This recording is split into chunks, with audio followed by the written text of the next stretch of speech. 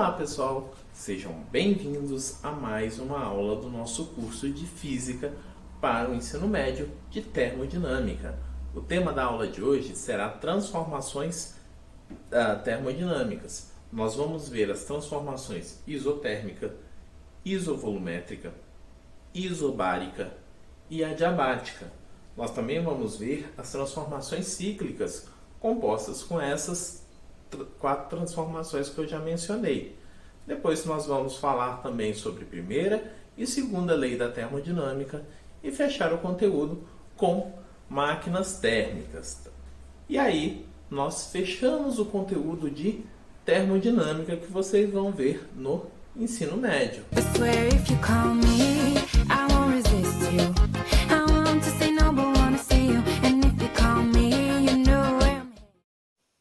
Olá, pessoal.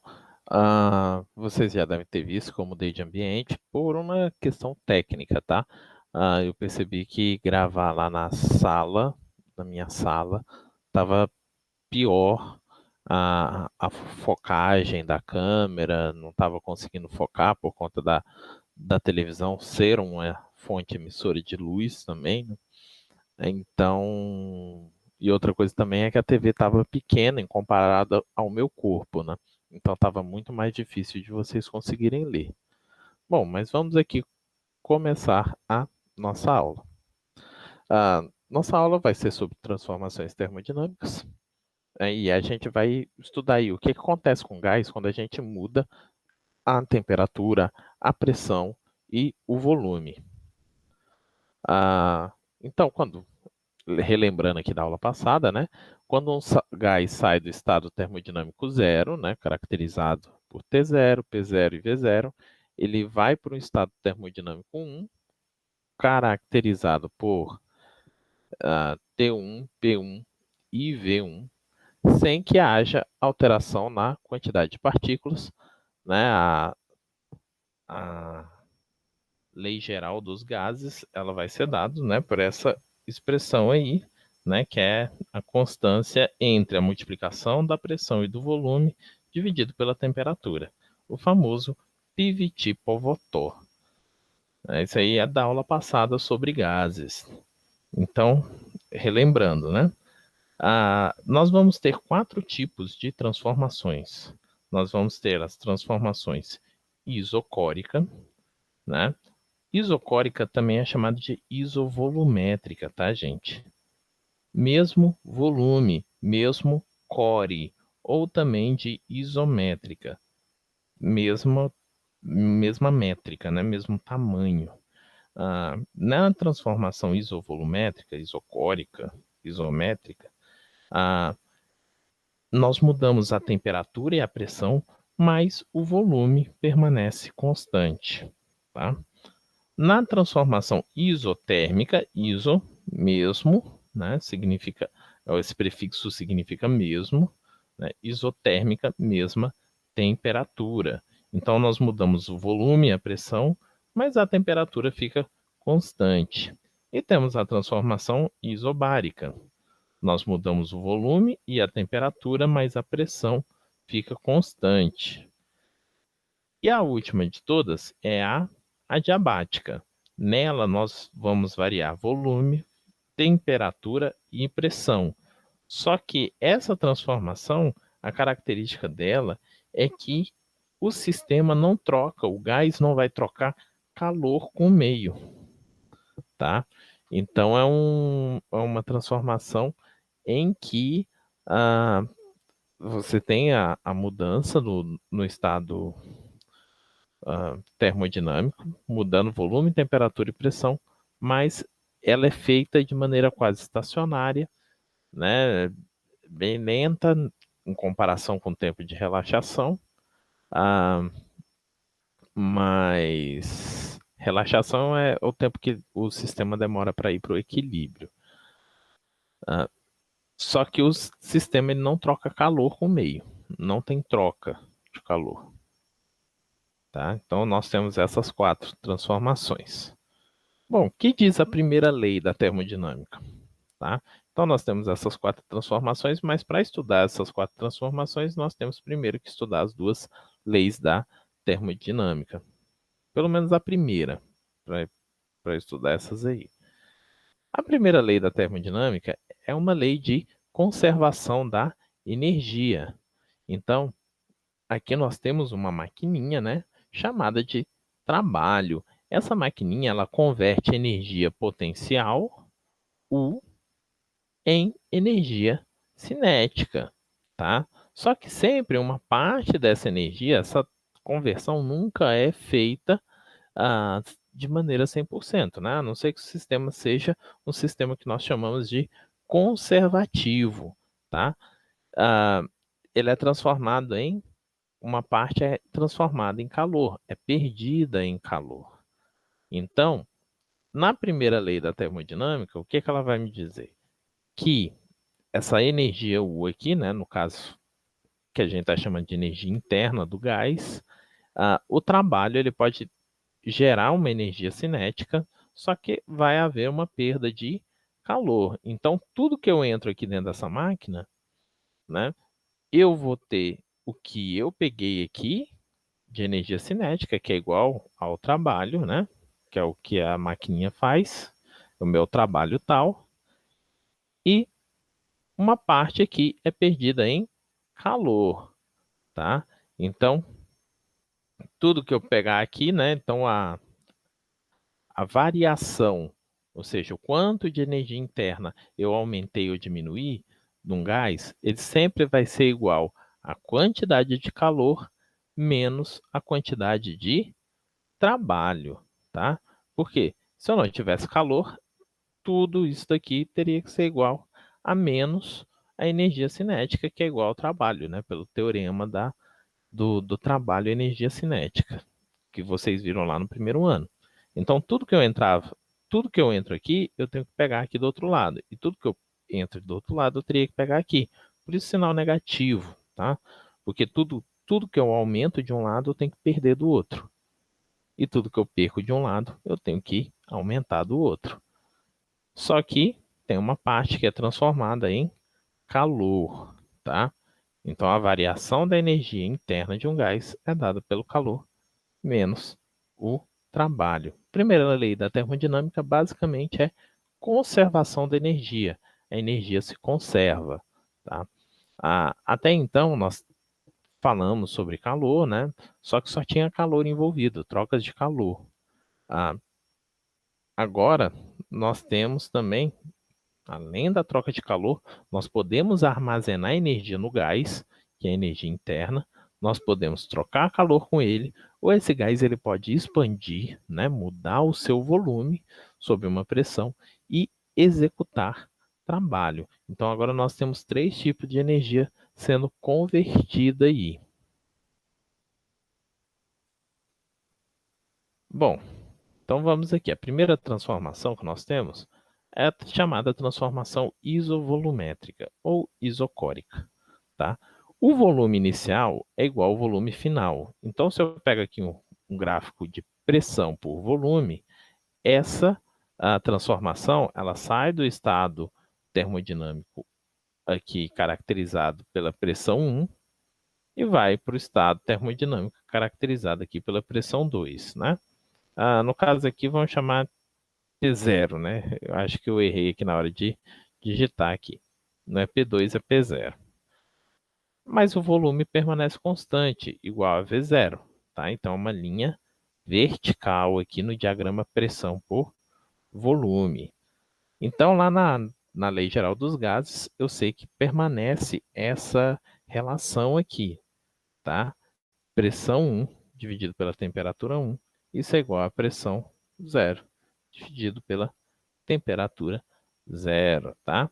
Então, essa relação aqui, ela se mantém, né? Se você for olhar aqui atrás, como os volumes são iguais, pode cortar esses dois volumes. Então, fica só P1 dividido por T1, P0 dividido por T0. Outro ponto interessante, ΔV é 0, tá? Então, não tenho mudança no volume.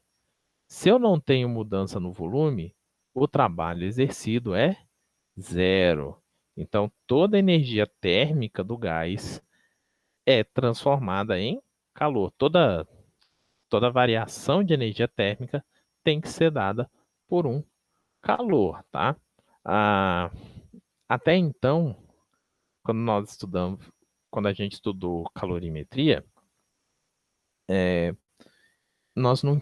gente não trabalhou com variação de volume, tá? Então a gente concedia energia, calor para o corpo, e o que que acontecia? Ele aumentava de temperatura, porque não tinha variação no volume, né?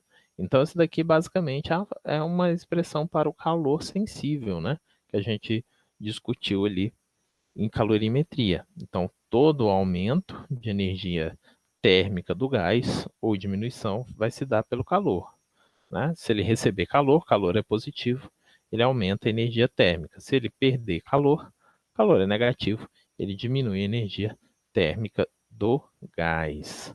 Quais são esses exemplos dessas transformações? É um aerosol.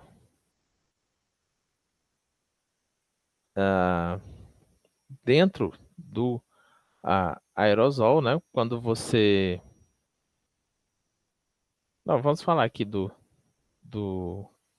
reservatório de, de água do carro, né? Isso daqui é o reservatório do radiador, né? Você tem o nível máximo e o nível mínimo de água aqui. Ele vai entrar dentro do motor do carro para resfriar o motor do carro e volta para esse reservatório, tá? Então você tem um aumento na temperatura, um aumento na pressão, só que o volume do fluido permanece constante, porque esse reservatório ele não vai expandir e nem vai contrair, tá? No caso aqui, você esquentar uma lata de spray seria uma transformação isovolumétrica também. Por isso que é perigoso, né? Por isso que vem aqui esse símbolo aqui do foguinho, né, nos sprays, nas latas de spray.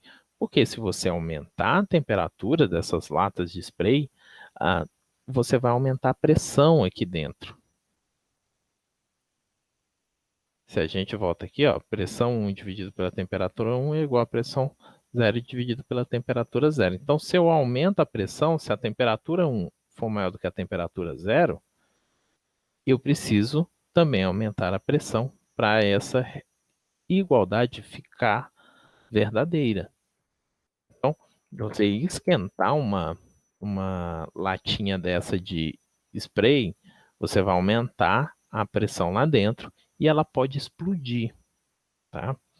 Então, nunca esquentem latas de aerosol, porque elas estão sob pressão, tá? Elas estão fechadas hermeticamente. Se você aumentar demais a pressão, lá dentro ela pode explodir.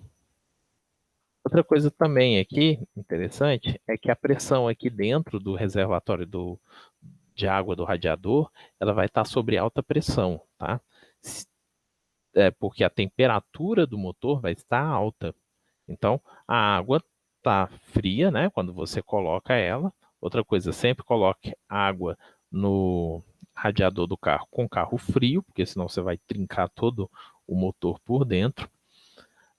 Então, você colocou água fria aqui, né? De manhã cedo, né? De preferência, né? Na verdade, o ideal é só trocar a água com o mecânico, tá? Que ele vai evitar de dar bolha, e ele vai colocar água especial, vai colocar o aditivo. Mas, sei lá, abaixou do mínimo, né? Você precisa ainda andar muito com o carro. O que que você vai fazer? O que que você vai ter que tomar cuidado? Em primeiro lugar, o motor tem que estar frio, né? Por quê? Se isso aqui tiver com água quente, né? Você colocou a água fria da última vez, ele começa a circular aqui dentro do motor, esquenta. Se ele esquentou, o que que vai acontecer? A pressão vai aumentar. Se você abrir essa tampa, esse fluido que está aí dentro, né? Essa água, ela vai começar a evaporar e esse vapor quente vai ir para todos os lados aqui, tá? Porque ele vai estar sob pressão, ele vai procurar a área de menor pressão, que é a área externa, e você vai acabar se queimando. Tá? Então é muito perigoso abrir esse reservatório quando o carro está quente. Outro exemplo de transformação isocórica ou isovolumétrica são as panelas de pressão, né? Quando você fecha a panela, você vai esquentar, então aumenta-se a pressão. Qual é a vantagem de usar uma panela de pressão? Bom, lá quando a gente falou sobre transição de fase, o que acontece? A transição de fase da água, ela é dependente da pressão. Quanto maior a pressão, maior vai ser também a temperatura de ebulição da água. Então, numa panela normal, você consegue chegar com a água até, no máximo, aí, 100 graus Celsius. Se você estiver na beira da praia e tal, você vai chegar até 100 graus Celsius. Se não tiver, vai chegar até 99, ou até 97 graus.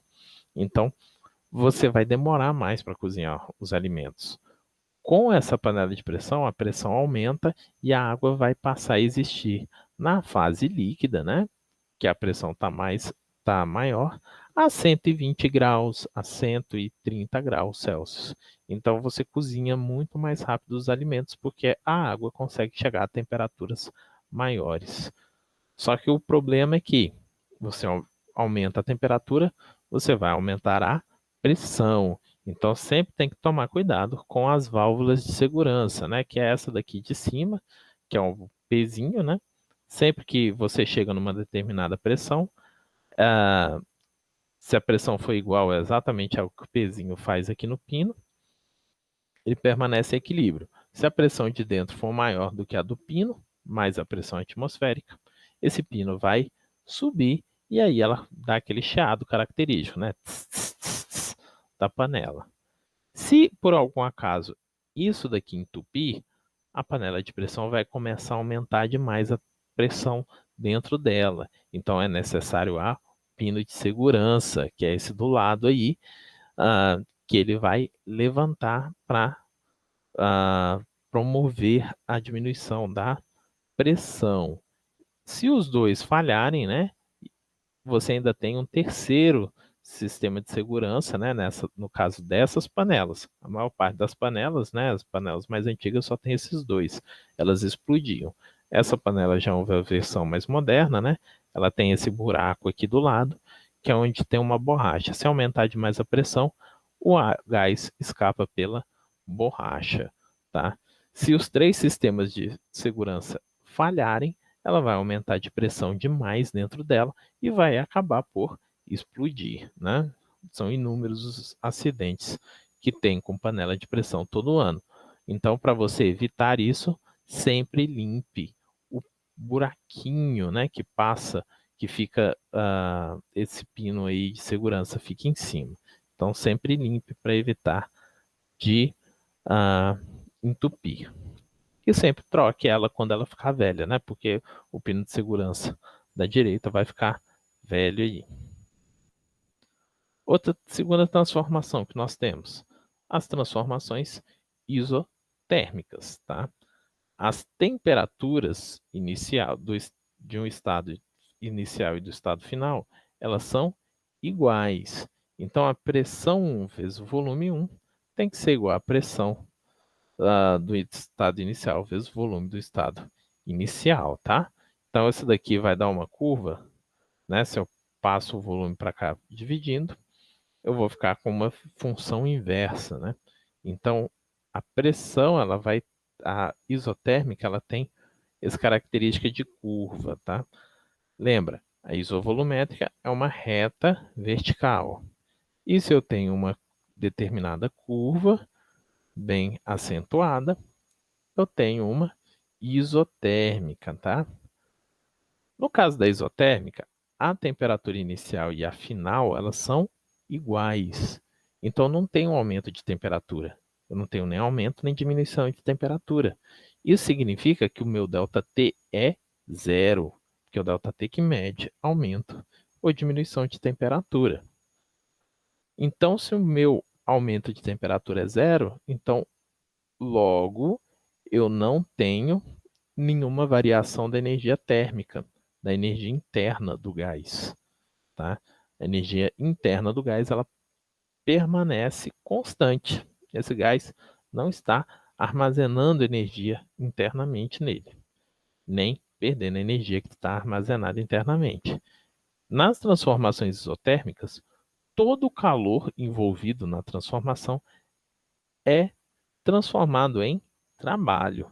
Tá? Isso daí é novo para a gente. Até então, a gente falava sobre o calor, ele, ele resultava em aumento de temperatura. Né? A não ser que fosse numa transição de fase, ele resultava em aumento de temperatura. Mas aqui você não tem uma transição de fase, ou seja, isso não é um calor latente, tá? Só que todo o calor envolvido nessa transformação, ele é transformado em trabalho. Ele é utilizado ou para expansão ou para contração do gás, tá? Se o trabalho for positivo, né, esse gás ele realiza trabalho. Então é necessário que o calor seja positivo também.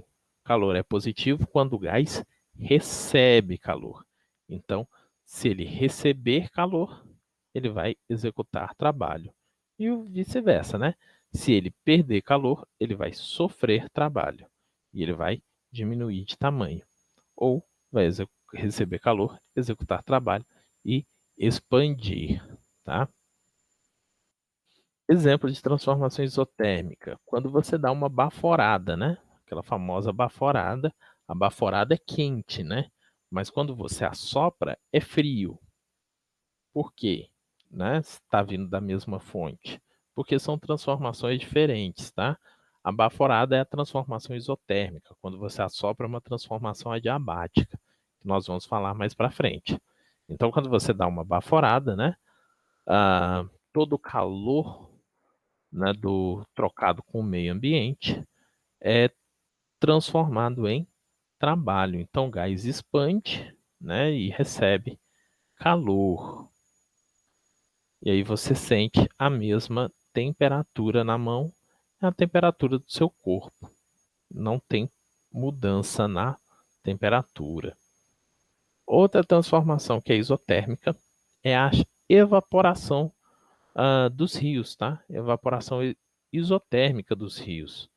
No caso aí, o rio tá, a água do rio está em equilíbrio térmico com a atmosfera, mas está evaporando água, né? Então, todo o calor que ele recebe, as moléculas de água, elas vão trocar calor com o meio ambiente, né? E as moléculas superficiais vão expandir e vão evaporar, tá? Então aqui eu coloquei aqui a foto aí da prainha de Porto Rico, né? Para vocês gravarem que que é uma transformação isotérmica, é a evaporação. Por mais que não seja um gás ideal, né? Mas esse é um exemplo de uma transformação isotérmica. Transformação isobárica. Isobárica, ela ocorre na mesma pressão, né? Então a pressão é constante. Na isovolumétrica, era uma reta vertical. Na isobárica, pressão e volume vai ser uma reta horizontal, tá? Então, a pressão inicial é igual à pressão final. Então, se você pega na lei dos gases ideais lá, você pode cortar as pressões e fica com a relação que V1 dividido por T1 é igual a V0 dividido por T0. Então, se você aumenta numa transformação isobárica, se você aumenta o volume, você tem que aumentar também a temperatura para isso aqui permanecer constante, tá? Para o lado esquerdo da igualdade ser igual ao lado direito, tá? Nesse caso aqui, todas as energias estão presentes, porque você está aumentando o volume, você aumenta a temperatura. Então, se você aumenta a temperatura, né, no caso de um aumento de volume, você está variando também a energia interna, que a energia interna depende da temperatura, tá? Delta U é 3 meios de NR delta T para um gás monoatômico. Então, se você está aumentando ou diminuindo a temperatura, você está aumentando ou diminuindo a energia interna do gás. Há uma troca de calor, né? E como há um aumento de volume ou uma diminuição de volume, né? Então você pode tanto aumentar o volume como diminuir o volume aqui. O que vai mudar é a direção da seta, né, da transformação. Então também há trabalho. Então, numa transformação isobárica, você tem todas as conversões de energia. Existe energia térmica sendo convertida em trabalho e em calor também, tá? Então, se eu aumento o volume, né? Se você aumenta o volume, o gás está realizando trabalho, né? O trabalho é positivo, tá? Se eu aumento o volume, eu tenho que aumentar também a temperatura. É isso aqui que essa equação está me dizendo. Para o lado esquerdo ficar igual ao lado direito, eu aumento o numerador, eu tenho que aumentar o denominador também. Então, se o gás está executando o trabalho, ele também está aumentando a energia interna dele. Oh, perdão, ao contrário. Ele está diminuindo. Não, ele está aumentando a energia interna, porque ele está aumentando a temperatura. Ele aumenta o volume e, consequentemente, ele aumenta a energia interna. Então é necessário aí uma troca de calor para permanecer essa equação permanecer válida, tá? Então tem as três trocas energéticas. Exemplo de uma transformação isobárica, quando você cozinha numa panela de pressão convencional, tá? Aberta. Então, a pressão dentro da panela, ela é sempre constante e é igual à pressão atmosférica. Então, você esquenta, né? E vai expandir o gás próximo da panela que está esquentando. Outro exemplo é o balonismo, né? Então, quando você enche o balão de gás, tá? É necessário que a pressão interna seja igual à pressão externa, senão o balão ele infla, né? Se a pressão interna for maior, ele infla, ele aumenta de volume. Se a pressão interna for menor, ele vai murchar. Então, é uma transformação isobárica quando ele está em equilíbrio. Então, o balonista ele aumenta a temperatura aí dentro, aumenta o volume, só que a pressão é sempre igual à pressão atmosférica. Beleza, então essa foi a transformação isobárica. Vamos falar agora da transformação adiabática. Nessa transformação não há troca de calor com o meio, tá?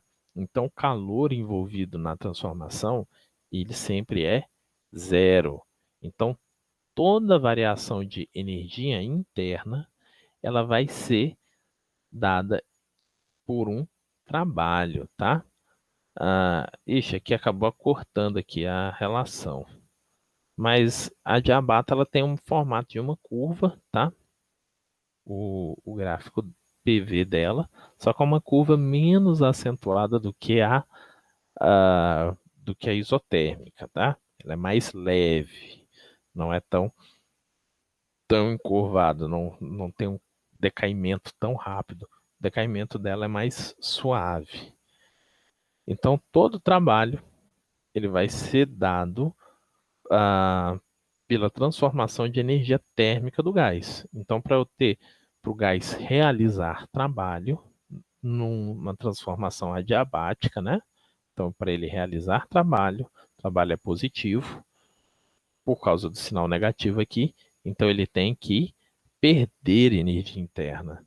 Ele perde energia interna esfriando, tá? Então, para o gás expandir, ele tem que esfriar. Também da mesma maneira, Se o gás contrair adiabaticamente, se ele for comprimido, o que vai acontecer? A temperatura dele tem que aumentar, porque aí o trabalho vai ser negativo, então ΔU tem que ser positivo. Ele está sendo comprimido, ele armazena aquela energia dentro do gás e aumenta a temperatura. Nota que tem aumento de temperatura sem troca de calor, tá? Então, calor não tem nada a ver bem com temperatura, mas ele tem a ver com um fluxo energético, tá? Então, aqui você tem um aumento ou uma diminuição de temperatura por conta da injeção de energia em forma de trabalho, tá? Bom, quais são exemplos? Né, quando você abre uma bebida e tal, e aparece essa fumacinha, quando essa bebida abre, isso ocorre muito rapidamente. Então, o gás que sai daqui de dentro, ele não tem tempo de trocar calor com o meio ambiente, tá? Por isso que ele vai sair frio, porque ele está expandindo. Então, o volume final é maior do que o volume inicial. O trabalho é positivo, ele está executando o trabalho para expandir. Se ele está executando o trabalho para expandir, logo ele tem que perder energia térmica. Ele perde energia térmica resfriando, tá? Por isso que fica essa fumacinha fria quando você abre uma bebida pressurizada. E o outro exemplo, né, que eu falei, quando você dá uma baforada, você está usando uma transformação isotérmica. A temperatura do ar que sai da sua boca, ela permanece constante até o anteparo da sua mão. Já quando você assopra, esse ar que sai, ele sai frio. Por quê? Porque para ele realizar trabalho, ele tem que gastar a energia interna, a energia térmica dele. Então ele esfria, tá?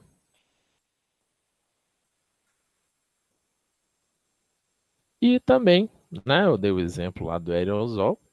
O aerosol fechado e tal, se você esquenta, isso é uma transformação isovolumétrica, tá?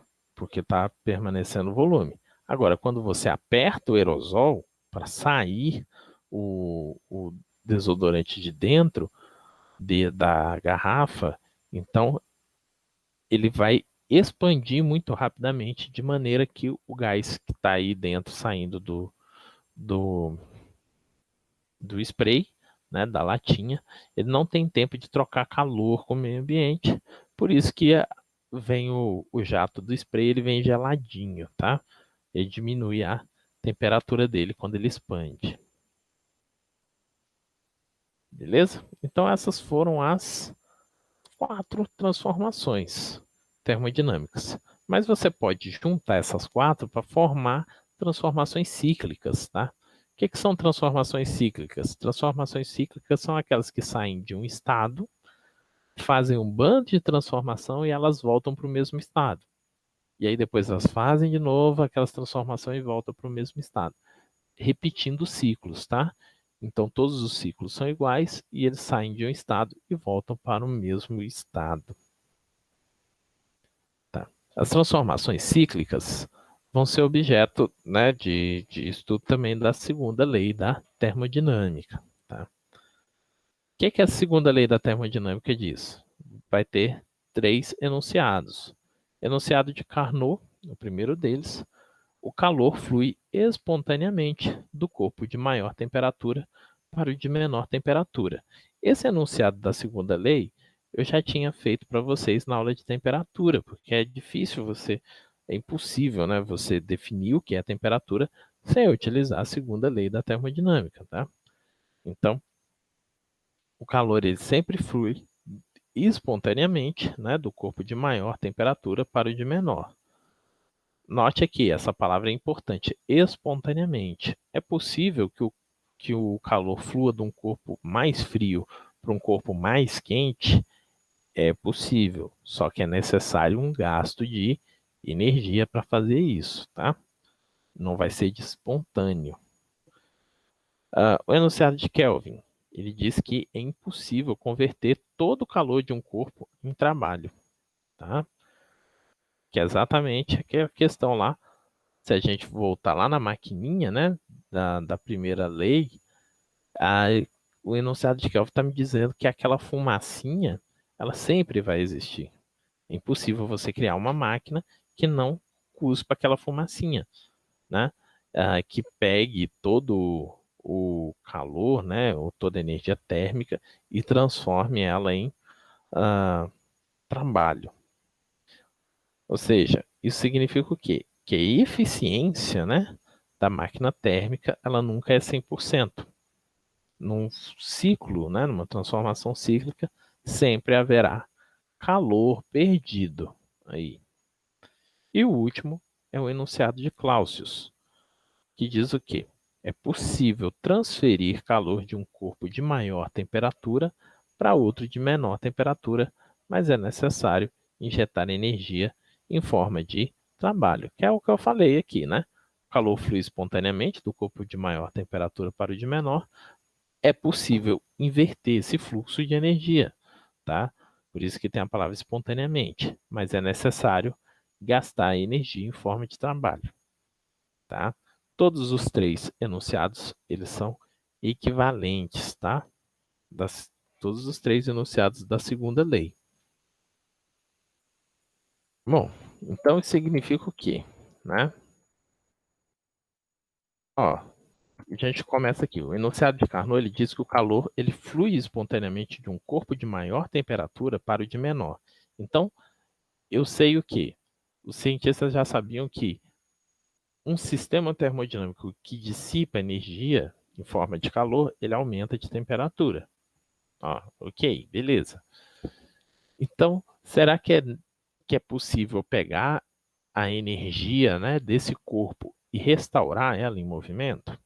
Bom, é possível, né? Se você pegar um corpo mais quente e extrair calor desse corpo, né? Então, eu tenho aqui um corpo com uma determinada temperatura. É possível eu retirar calor desse corpo? É, mas a única forma de eu retirar calor desse corpo é se eu tiver uma fonte fria, tá? Então, essa daqui é a minha armadilha que eu coloco para eu tirar o coelho da toca. O coelho vai ficar lá dentro da fonte quente, a temperatura, o calor vai ficar dentro da fonte quente. Então, é necessário eu colocar um outro corpo com uma temperatura menor para eu poder extrair o calor desse corpo quente e transformar ele em movimento, tá? Então, o motor térmico, né? O que que ele faz? Ele é composto, né, de uma máquina que transforma esse fluxo de calor da fonte quente para a fonte fria, ele pega uma parte disso e transforma em trabalho. É impossível ele pegar todo o calor que sai da fonte quente e jogar dentro do motor, porque o calor ele flui espontaneamente de uma fonte quente para uma fonte fria. Então não tem como eu eliminar essa fonte fria, tá? Eu preciso dela, então é impossível transformar todo esse calor aqui da fonte quente, que eu retirei da fonte quente, em trabalho. Então, uma parte eu tenho que jogar lá para a fonte fria para ser possível existir um motor térmico. Tá? Aqui, o que é fonte quente, professor, que você estava falando? Bom, fonte quente é a explosão do combustível. Tá? Então, o combustível dentro do motor ele vai explodir, vai aumentar a temperatura lá dentro. Tá? Ah, então é necessário que eu tenha o radiador para pegar uma parte dessa energia, tá? E dissipar essa energia que vai para a fonte fria, você perde ela, tá? E uma parte dessa você aproveita em movimento no motor, como energia cinética, tá? Então o trabalho ele é aumento da energia cinética. Então, eu estou pegando aqui uma parte do calor, estou usando isso para aumentar a energia cinética e botar o motor para se movimentar. Bom, O que é a eficiência de uma máquina? Eu digo que a eficiência de uma máquina é o quanto eu tenho aqui do meu objetivo, né? E eu divido pelo que eu estou gastando para obter o meu objetivo. Se os dois forem iguais, eu tenho eficiência de 100%, ou eficiência 1, tá?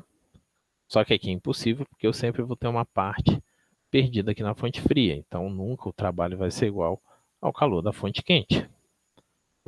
Tá? Então, essa daqui é a eficiência eta. E ela é sempre menor do que 1. E uma eficiência zero é uma eficiência que eu não tenho motor, né? Então, todo o calor da fonte quente ele vai para a fonte fria. E o que é um refrigerador? O refrigerador é o inverso, tá? Então, eu pego, coloco a fonte quente em contato aí com a fonte fria, né? O calor ele vai sair da fonte quente para a fonte fria.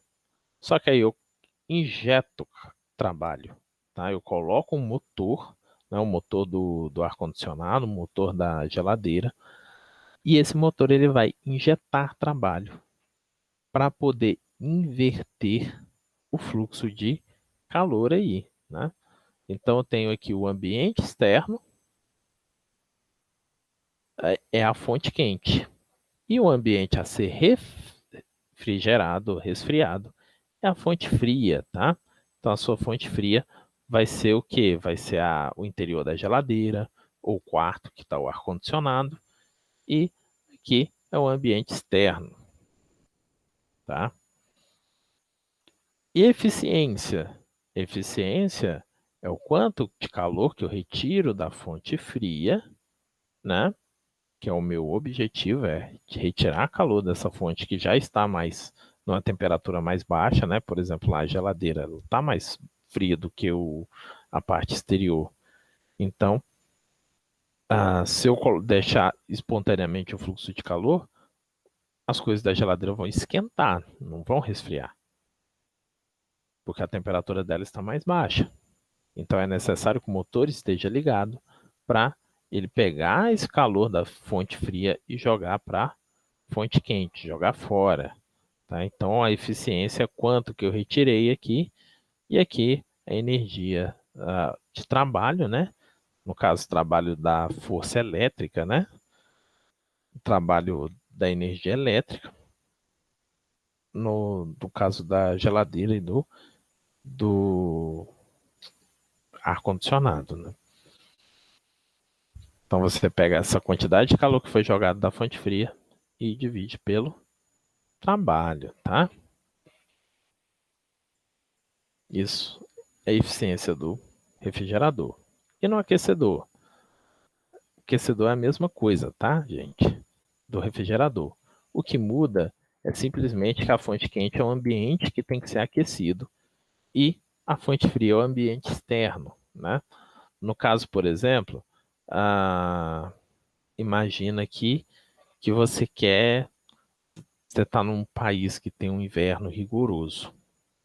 Então você quer retirar calor da parte externa, né? Que está nevando, por exemplo, e jogar calor desse ambiente externo que está numa temperatura mais baixa para dentro de uma casa que está quente, tá? Então, basicamente, o aquecedor seria você montar uma geladeira com a boca para o lado de fora da rua, né? E o radiador para dentro de casa. Mas seria uma geladeira também. A mesma coisa aqui. O aquecedor é a mesma coisa que o refrigerador. A única coisa que vai mudar aqui vai ser a eficiência. Porque a eficiência aqui, o meu objetivo é jogar calor dentro da fonte quente. Então, a minha eficiência é o quanto de calor que eu jogo dentro da fonte quente dividido pelo trabalho. No caso do refrigerador, é quanto calor eu retiro da fonte fria dividido pelo trabalho. Então só vai mudar essa questão da eficiência.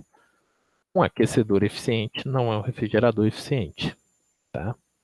E um refrigerador eficiente não vai ser um aquecedor eficiente. Bom, ok. Agora nós vamos falar sobre o ciclo de Carnot. O ciclo de Carnot é uma transformação cíclica, tá? Que tem o máximo rendimento. Ele tem a menor perda de energia, tá? Não é o ciclo usado nos motores a gasolina, tá? Já falo aí, não é o motor a diesel, não usa esse ciclo, tá? Ele é composto por uma expansão adiabática, né, de A para B. Depois, ele tem uma expansão isotérmica, né? Então, de A para B ele não troca calor com o... Perdão. Expansão expansão isotérmica de A para B, tá? Então, ele tem uma expansão em que ele não aumenta a temperatura, nem diminui a temperatura. Depois, uma expansão adiabática de B para C. Então, essa expansão, depois ele não troca calor com o meio ambiente. Então, se ele está expandindo, ele diminui a temperatura, ele esfria. Depois, seguido aí de C para D, uma compressão isotérmica, tá? Então, ele comprime, transformando todo o calor em trabalho, tá? Então, de A para B, todo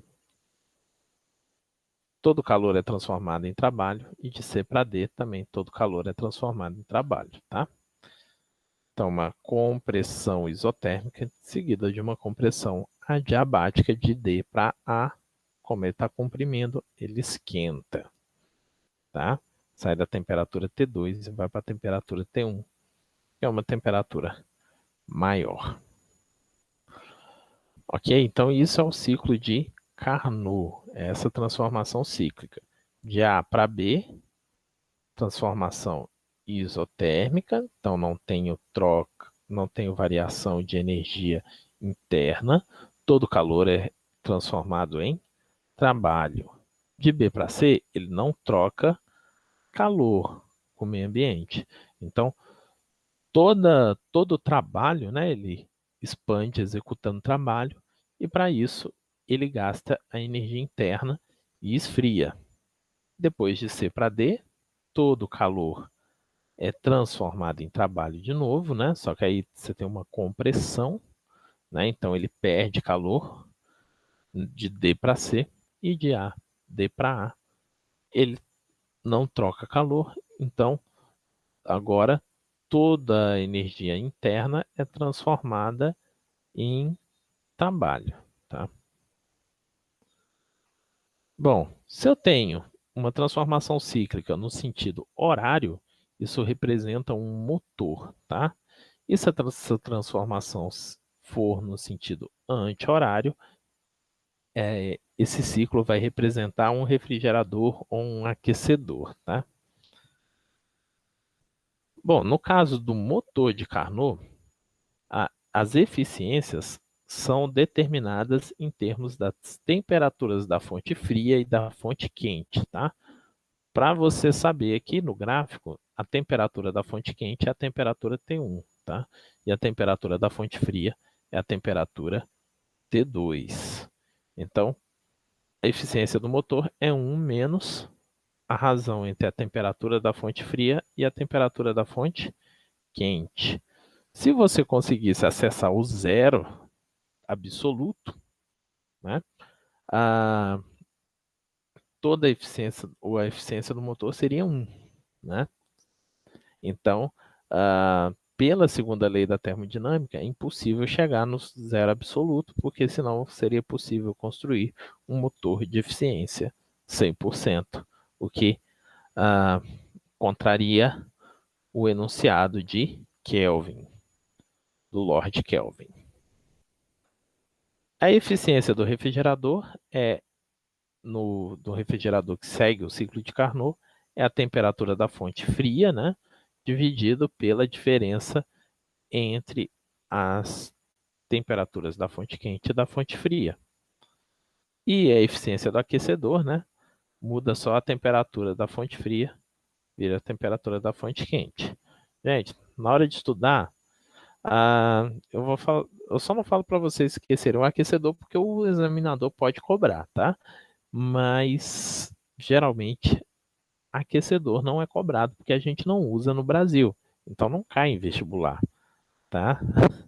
Geralmente vai cair, a quase 100% de certeza, vai cair um refrigerador ou um motor, tá? Mas eu nunca vi cair aquecedor. Olha aqui também, ó, onde é que ocorrem os fluxos de calor, tá? De A para D, de D para A e de B para C é adiabática, então não tem calor envolvido aí. De A para B é uma isotérmica, tá? É uma isotérmica em que eu tenho uma expansão, então é necessário que o calor da fonte quente ele entre de A para B, né? Para expandir o gás. E aí de B para C ocorre uma expansão sem troca de calor. Depois, quando ele vai comprimir, é necessário que o calor da fonte fria, que o calor saia para a fonte fria, tá? Então ele comprime, ejetando calor para a fonte fria, e aí ele tem uma compressão adiabática para aumentar a temperatura e reiniciar o ciclo, tá? Então isso aí foi o ciclo de Carnot para o motor. E no caso de um refrigerador, ocorre o inverso, tá? Então, de B para A vai ser uma compressão, né? Se for um refrigerador. Então, nessa compressão, o calor ele sai para a fonte quente, né? E o de D para C vai ser uma expansão, se for um motor, né? Porque inverte o sinal, né? Das setinhas. Então, o calor ele entra da fonte quente, da fonte fria, tá? Então, no motor entra calor de A para B e de C para D sai calor. No refrigerador, ao contrário, de A para B o calor sai e de C para D, de D para C o calor entra da fonte fria. Aqui eu tenho um exemplo, né, que é como é que funciona um motor, né, uma máquina a vapor. Então você tem aqui o combustível, ele esquenta a água vira vapor, né? Ela evapora, vira vapor, que vai passar pela válvula de entrada quando chegar numa determinada pressão. E aí, quando ele entra dentro aqui do pistão, dentro do cilindro, ele vai mover o pistão numa expansão. E depois ele vai esfriar e sai pela válvula de saída, né?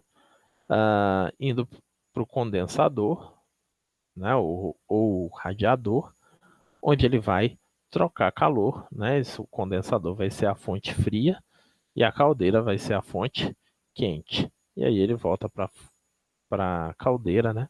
Para poder receber calor. Só que quando ele sai, o pistão ele comprime, né?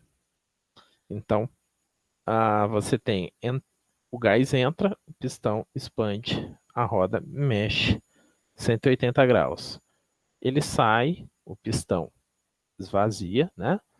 E ela termina de mexer os outros 180 graus. E assim você move a roda com a máquina a vapor, que foi muito importante porque é ela que iniciou a Revolução Industrial. Bom, e como é que funciona o motor de carro? Né? São motores de 4 tempos.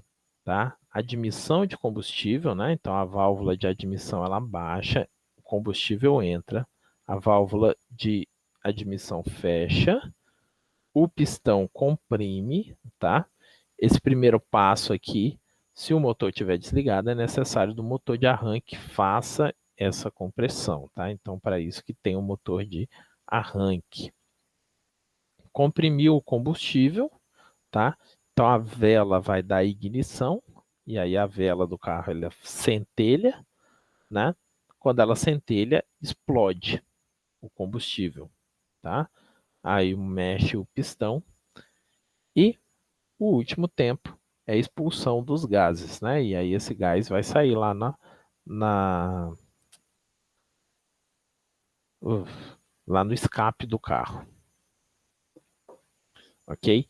Isso pode ocorrer com a vela, né, no motor de gasolina, ou essa compressão, a própria compressão pode gerar explosão, né, sem a necessidade de uso de vela.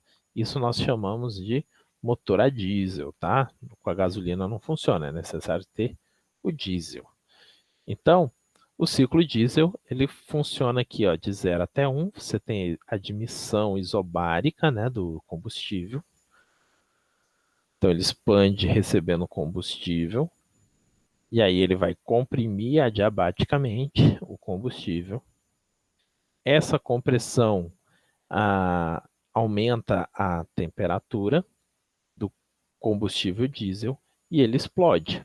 Tá? Então, aí você tem a explosão de 2 para 3, expandindo, é uma expansão isobárica. E de 3 para 4, ele vai ter expansão adiabática, sem trocar calor. E de 4 para 1, resfria e abre a válvula de escape para expansão de 1 para 0.